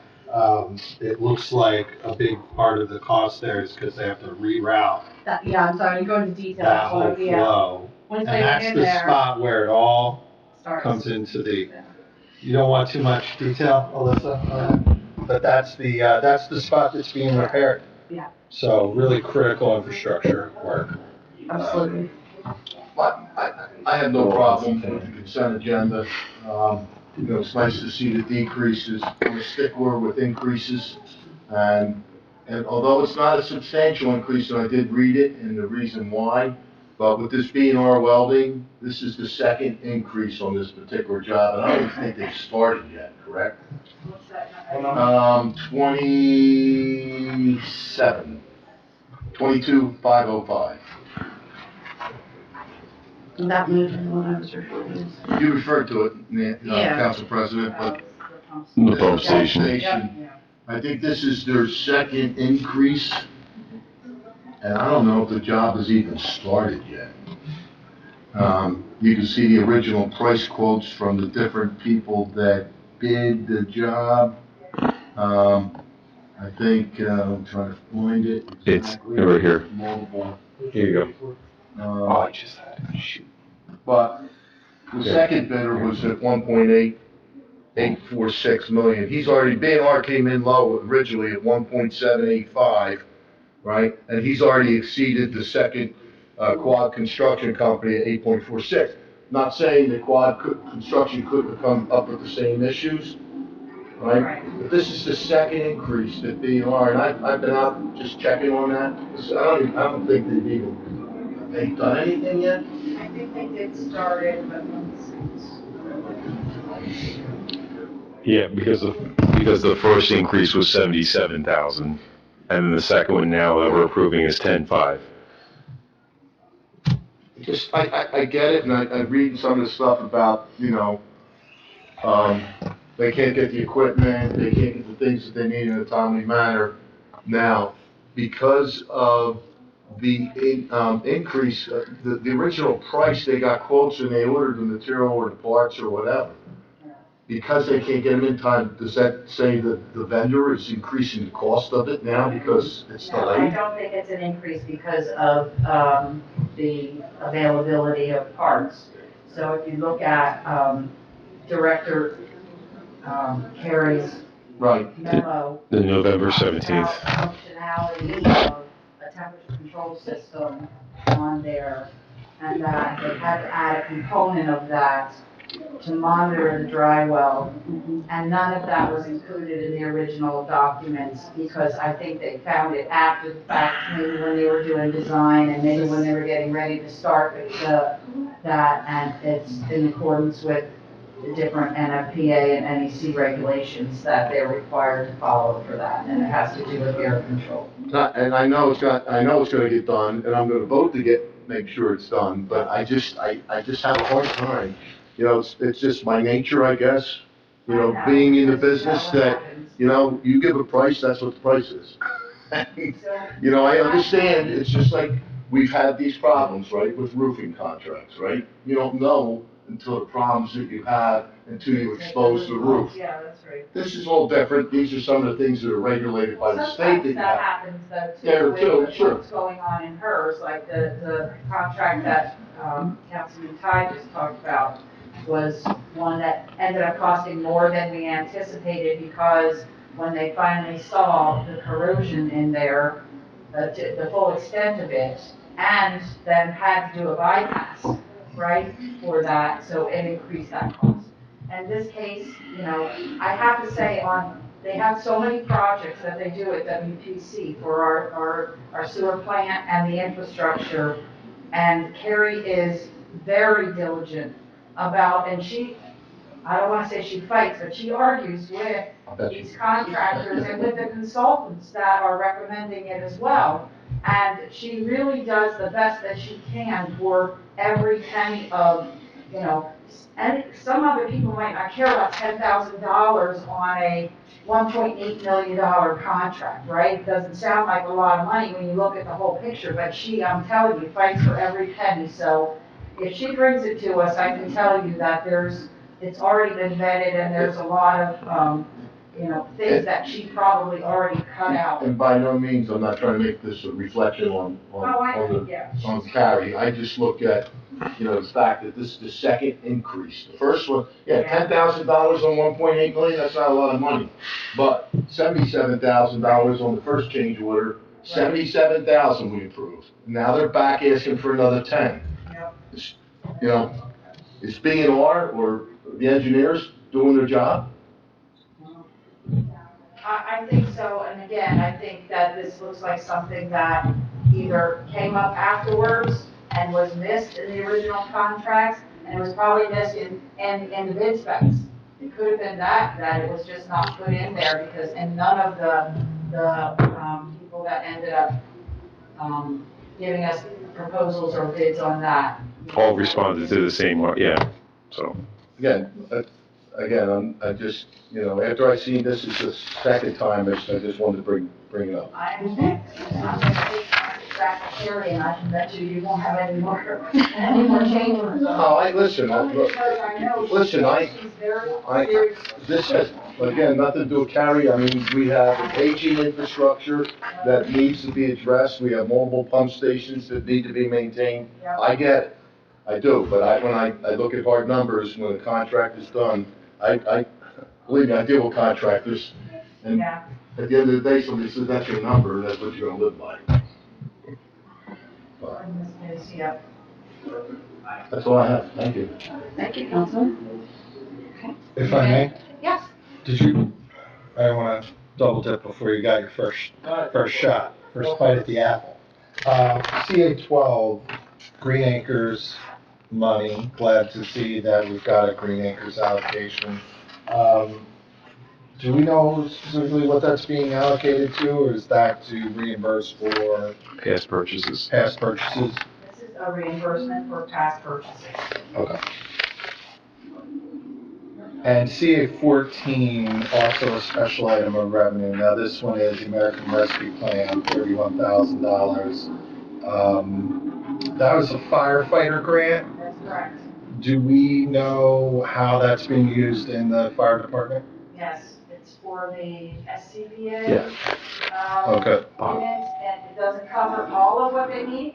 They applied for, paid for all of them. I forget how many of them there are, maybe in the documentation that says how many that they applied for, and this grant was divvied up pretty evenly amongst all of the applicants, and so we got enough to buy a few of them, and so. It's crazy how expensive they are. I talked to the chief about it. Yeah, it's unbelievable. And they're very necessary, so we're gonna replace them anyway, but this helps in us replacing them, so. Probably my last question is, CA17, we're buying a new vehicle. This is for the IT department.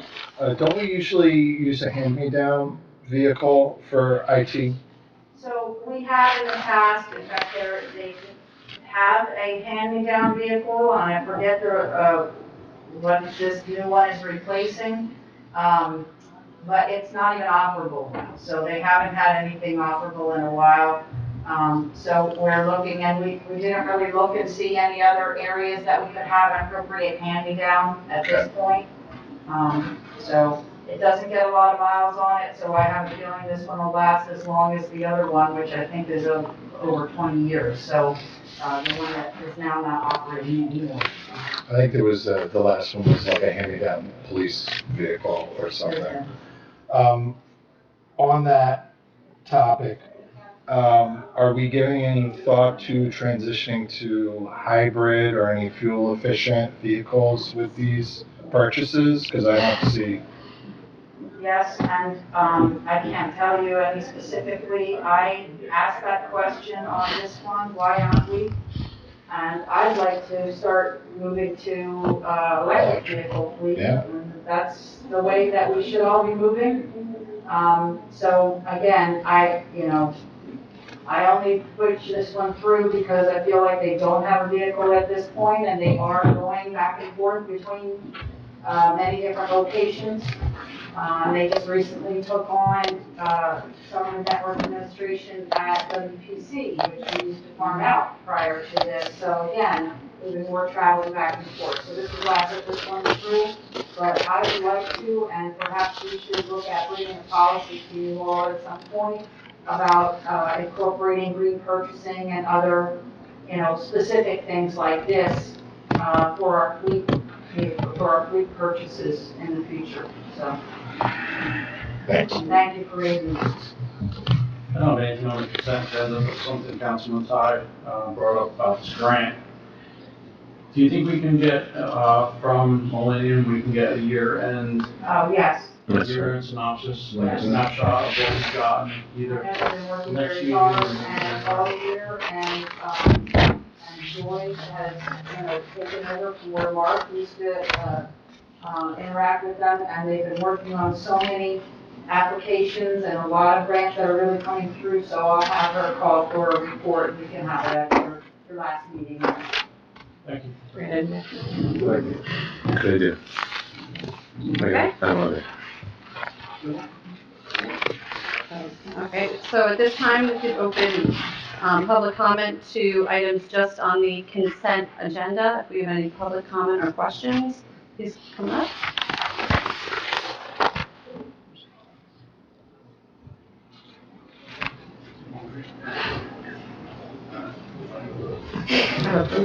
Okay, Jen Steinfort, 32 Trinity Avenue, Cornell Heights.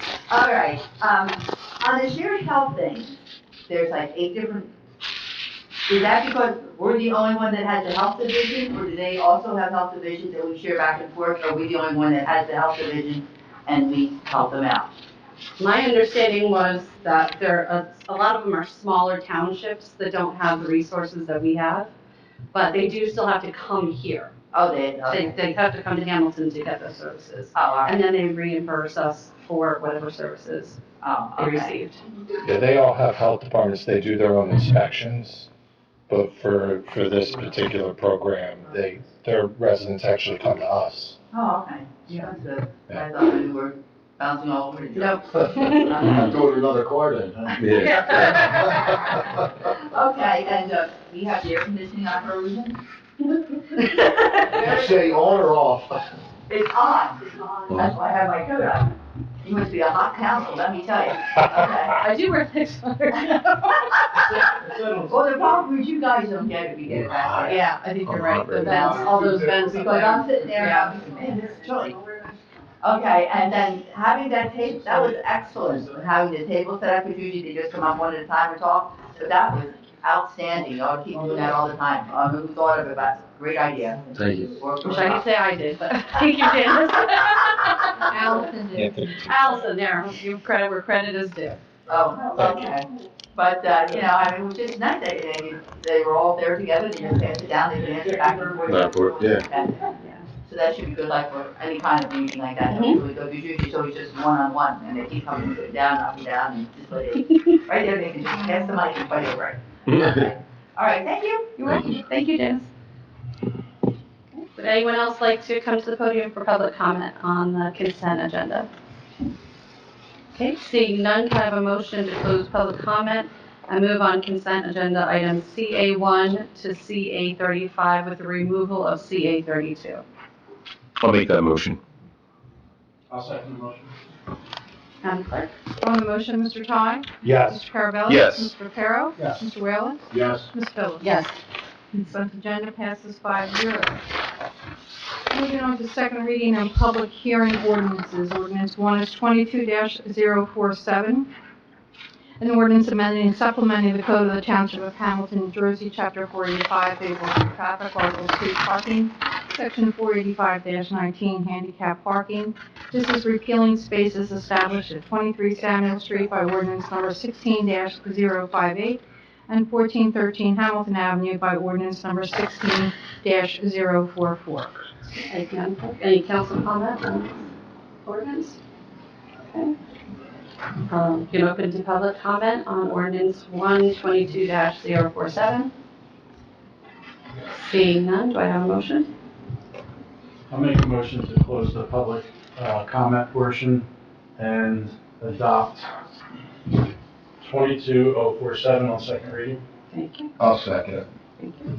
Madam Clerk? On the motion, Mr. Ty? Yes. Mr. Carabelli? Yes. Mr. Reparo? Yes. Mr. Whalen? Yes. Ms. Phillips? Yes.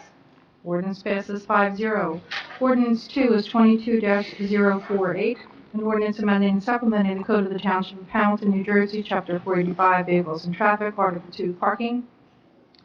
Section 485-19, Handicap Parking. This is establishing a space for 235 Woodlawn Avenue. Any council comment? No. Public comment? Okay, can I have a motion on ordinance 2? I'll make a motion to close the public comment portion and move to adopt ordinance on second reading, ordinance number 22-048. Thank you. I'll second it. Thank you, Councilman. Madam Clerk? On the motion, Mr. Ty? Yes. Mr. Carabelli? Yes. Mr. Reparo? Yes. Mr. Whalen? Yes. Ms. Phillips? Yes. Passes 5-0. Ordinance 3 is 22-049, an ordinance amending and supplementing the Code of the Township of Hamilton, New Jersey, Part 2, General Legislation, Chapter 153, Cannabis and Medical Cannabis, Section 153-11, Maximum Number of Permits. Thank you. Do we have any council comment on this ordinance? Okay. What are we increasing it to 6? 3. 3? 3. 3 retail. 3 retail. 3 retail. Okay. Do you have any other questions? No. Okay. Let's move right to it. Yeah. Okay, we go up to public comment for ordinance number 322-049. If you have any questions or comments. Okay, seeing none, I have a motion. I'll make a motion to close the public portion and move on ordinance number 22-049. Thank you. I'll second that. Thank you. Madam Clerk? On the motion, Mr. Ty? I'm going to abstain due to my position with the New Jersey Economic Development Authority. So noted. Mr. Carabelli? Yes. Mr. Reparo? Yes. Mr. Whalen? Yes. Ms. Phillips? Yes. Passes 4-0. Following ordinances are first reading and introduction. Ordinance 1 is 22-050, an ordinance amending and supplementing the Code of the Township of Hamilton, New Jersey, Chapter 99, Alcoholic Beverages, Article 2, Licensing and Regulations, Section 99-13, Location of Licensed Premises Restricted, and repealing the previous section in its entirety. I'll move ordinance 22-050 on first reading. Thank you. I'll second that. Madam Clerk? Mr. Ty? Yes. Mr. Carabelli? Yes. Mr. Reparo? Yes. Mr. Whalen? Yes. Ms. Phillips? Yes. Passes 5-0. Ordinance 2 is 22-051, an ordinance authorizing the change in the name of that certain roadway in the Township of Hamilton, which is presently known as Rippetoe Way, which shall hereafter be named as K. Chiarella Way. I'll make a motion to move on ordinance 22 on first reading, 22-051. I'll second. Thank you. Madam Clerk? Mr. Ty? Yes. Mr. Carabelli? Yes. Mr. Reparo? Yes. Mr. Whalen? Yes. Ms. Phillips? Yes. Passes 5-0. Ordinance 3 is 22-052, an ordinance authorizing the change in names of those certain roadways in the Township of Hamilton, which are presently known as Locust Avenue, Maple Street Avenue, and Marshall Avenue. Do I have a motion for introduction? I'll make a motion on first reading and introduction to ordinance number 322-052. I'll second the motion. Thank you. Madam Clerk? Mr. Ty? Yes. Mr. Carabelli? Yes. Mr. Reparo? Yes. Mr. Whalen? Yes. Ms. Phillips? Yes. Ordinance passes 5-0. Ordinance 4 is 22-053, an ordinance authorizing a deed to transfer property from the Township of Hamilton to the County of Mercer, New Jersey for a portion of Block 2730, Lot 14.01 as preserved open space. Do I have a motion for first reading on ordinance 4? I'll make a motion on first reading and introduction, ordinance number 22-053. Thank you. I'll second it. Thank you. Madam Clerk? Mr. Ty? Yes. Mr. Carabelli? Yes. Mr. Reparo? Yes. Mr. Whalen? Yes. Ms. Phillips? Yes. Ordinance passes 5-0. Ordinance 5 is 22-054. Ordinance authorizing a long-term lease from the Township of Hamilton to the Hamilton YMCA for a portion of Block 2730, Lot 14.01 as recreational facilities. Make a motion to introduce on first reading ordinance 5, 22-054. Thank you. I'll second that. Thank you, Madam Clerk. Mr. Ty? Yes. Mr. Carabelli? Yes. Mr. Reparo? Yes. Mr. Whalen? Yes. Ms. Phillips? Yes, passes 5-0. Ordinance 6 is 22-055. Ordinance authorizing the Township of Hamilton to enter into an agreement with Nottingham Volunteer Fire Company, its successors and/or signs for the acquisition of land, premises, improvements, and fixtures located at 200 Mercer Street and designated as Block 1839, Lot 24.01, Hamilton, New Jersey, for the purchase price of $500,000. Have a motion? I make a motion to introduce ordinance 6, 22-055 on first reading. I'll second. Thank you, Madam Clerk. Mr. Ty? Yes. Mr. Carabelli? Yes. Mr. Reparo? Yes. Mr. Whalen? Yes. Ms. Phillips? Yes, passes 5-0. Ordinance 7 is 22-056. Ordinance amending and supplementing the Code of the Township of Hamilton, New Jersey, Chapter 468, Towers, and repealing the previous chapter in its entirety. Have a motion? I'll make a motion. I have to find it. One sec. To move on first reading and introduction, 22-056. I'll second it. Thank you, Madam Clerk. On the motion, Mr. Ty? Yes. Mr. Carabelli? Yes. Mr. Reparo? Yes. Mr. Whalen? Yes. Ms. Phillips? Yes. Passes 5-0. That's the formal agenda, Council President. Thank you, Madam Clerk. Okay, at this time, do we have anyone sign up for public comment? Okay, we have no one who has signed up in advance for public comment. Is there anyone who would like to come to the podium during public comment section? Okay. Come on. Too cold, Janice? I only have one question for the if I bring it up, it'll open up a can of worms. Sorry. Yeah. Huh? But you're Cans of hungry. worms. Cans of worms. I know. I can only do 4 minutes. I don't have something to say about public comment. Anyone? Okay, Janice Bennett for the Trinity Avenue, Cornell Heights. I ran across Ainsley today, and we got talking about things. And I mean, I'm happy that it hasn't happened yet, but that's why he's doing. I don't know, but he was questionable too. It was approved for the solar panels on Sweetbriar, but nothing has happened. Did that fall through? Doubtful. Because it's still the signs up, to sell 40+ acres.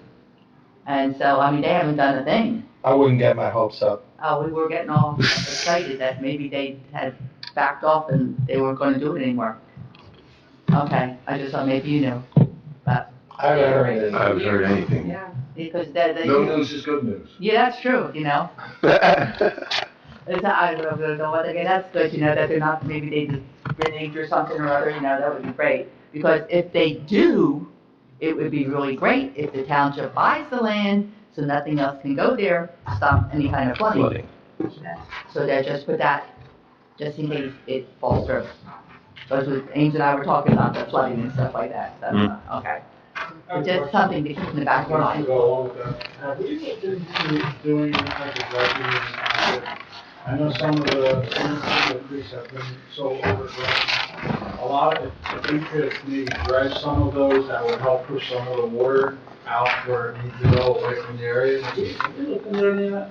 I know that our engineer, and I know that Sam has met with folks out there to look at, in particular, in that area, but of course, that's in conjunction with Lawrence and Mercer County as well, correct? Right, because Or whatever you have to do there, so, but that's her area of expertise, and so I would think that she's looking at any kind of options whatsoever for flooding, especially in that area. There's areas even along Clarkner Road, and I know I've talked to Ames about it too. There are areas that used to, the water used to flow, and now because everything's so grown over time, Right. that the water stopped, and if it stopped, that means it's going somewhere else. I'll have her look at other areas, she probably already has, but I'll see what, Just what something, she. give them a little bit of a. because I think it's come up twice about dredging the creek. And one time it was all set and Lawrence refused to help pay. And so, but back in the days of the Pilgrims when I was a kid, that was beautiful. opening day of trout season. It was bumper to bumper boats, people off the bridge by the falls. I mean, it was wonderful. And, you know, we used to go ice skating on it, and people would fish during the summer and all, but the trout season was, I mean, it was just so beautiful. And now you look at it and it's just, and I swear, Lawrence sewage built out into the creek, but they look like they're out a lot further than that creek was. So, but that would be great, because it was so beautiful back in the Is there any day. state or county money that would be able to help? If Lawrence isn't gonna help, then we really need to help our I don't residents. know what the status is, I'll have to talk to her, because I know that Sam was looking into all of that, particularly for that one project area. Kathy, am I remembering correctly too, that that particular area that Janice was talking about, the Army Corps of Engineers was looking into? Yes, I think Yeah. they're involved, because. Yeah, I was gonna say that, that's what I Yeah, heard. so. Thank you. All right. All right, any other public comment? Okay, seeing none, we can move to council comments. I'd like to thank, we already thanked the Board of Health, but I'm gonna thank them again. As the year comes to a close, just wanna thank the team that we sit up here with. You all make it easy, to do this job, so I just wanna say thank you. I hope everybody has a good holiday season. I'm gonna keep it really brief. Thank you for everybody that attends the meetings, and to our at least 3 regulars. Thank you for coming and, being a part of the meeting as well. I hope everybody has we have another meeting? We have one more. One more, yeah. One more. For the next meeting, but, thank you for everybody. Yeah. Yes, that's right. Happy night, everybody. I'll make it quick too, but, thank you everybody for attending, and again, like Patrick said, you know, our health department came up and gave a presentation tonight, and as always, they were point on, well prepared. They answered any questions that were asked them, and if they didn't have the answer, as always, they'll get us the answer. Like Pat said, it's been a pleasure this past year working with this team, not only my colleagues on council, but our team to the left and the girls in front, our clerk's office, they do a tremendous job preparing us to be prepared for the meeting. So with that, I'll pass it along to Anthony, and everybody have a safe night and safe travels. Just going to echo the comments of my colleagues. It's been a good year. I think we've got a lot accomplished, a lot done with the work of obviously this strong team, including the township administration that sits with us on this day. So just want to thank all of you for coming out this evening, and we look forward to seeing you at our next meeting. Thank you. Yeah, I'd like to also thank our Board of Health members. You know, I do have high confidence that, you know, they are working to meet the challenges, the ongoing challenges that face the town. I'd like to congratulate the town on achieving the bronze level sustainability. Several of us made it out to the Sustainable Jersey event. Thank you, Councilman Carabelli, for joining me and accepting the award on behalf of the mayor and the administration and the entire township. And it was the teeniest award that we ever. So that was real? No, it actually goes on a plaque. No. It's like this small. There is a plaque hanging somewhere. Yeah, somewhere that we can attach it to. Proper plaque somewhere in the building, commemorating, and now on to silver. And I'm sure that if we, you know, buy some hybrid vehicles or perhaps even some electric ones, that'll go a long way toward helping us to achieve that next level, the silver level in the sustainability awards. I'd like to thank all the volunteers who we renewed for the Green Team, the Environmental Commission. You know, we can't the Arts Council. The Arts Council. Oh, we didn't do that one yet. Oh, did that one? Yeah. Oh, yeah. So all the councils that we did do today, all the volunteers that we did affirm, I'd like to thank all those folks for their ongoing volunteer efforts for our community. You know, we can't do it without you. It's important work done by all of our committees and commissions. And with that, we do have one more meeting, so I'm not going to do any year-end comments. And with that, I'll pass along to our illustrious president. Thank you, Councilman. Can I say ditto? No. I also want to thank everyone here. It's been, and I'll obviously make more comments at our next meeting. It's been a great year to serve as president and working with our great administration, our clerk's office, and having you guys here all the time. We saw as our Board of Health is, highly committed to meeting the needs and exceeding the needs of our residents here tonight. I also want to commend our Public Works Department and the Parks and Rec for an extraordinary winter wonderland. If you haven't been over to see the lights, and the tree has new features, the mansion looks absolutely gorgeous, and they ran a wonderful program the other night. And we had high school students also who volunteered, and it wouldn't have happened without all those volunteers as well. So it's open till the end of December? Yes. Yeah, so you do drive through until the end of December. So with that, I'll say have a good evening, stay dry, and we will adjourn.